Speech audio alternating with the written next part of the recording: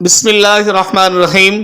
بعض دوستوں کے رزق میں کمی آنا شروع ہو جاتی ہے، دن بہ دن کاروبار پیچھے جاتا ہوا نظر آتا ہے۔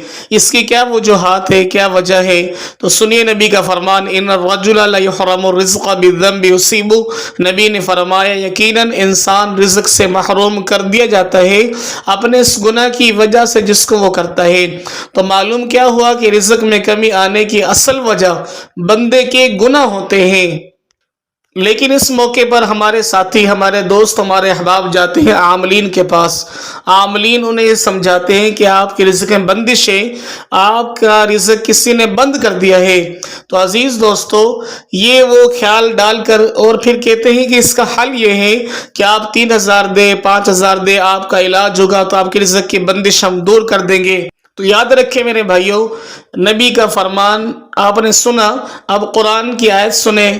قرآن پارہ نمبر 25 سورہ شورى آیت نمبر 12 میں اللہ کا فرمان ہے، یبسط الرزق لمن یشاء ویقدر۔ اللہ ہے جو جس کا رزق چاہے بڑھاتے ہیں اور جس کا اللہ رزق چاہے کم کر دیتے ہیں، تنگ کر دیتے ہیں۔ تو رزق کی کمی، رزق کی زیادتی اللہ کی طرف سے ہوتی ہے۔ یہ عجیب خیال ہے کہ اللہ تعالیٰ رزق دینا چاہے اور بندے اس کو روکے یا بندے بندش ڈالے، اس طرح ناممکن ہے۔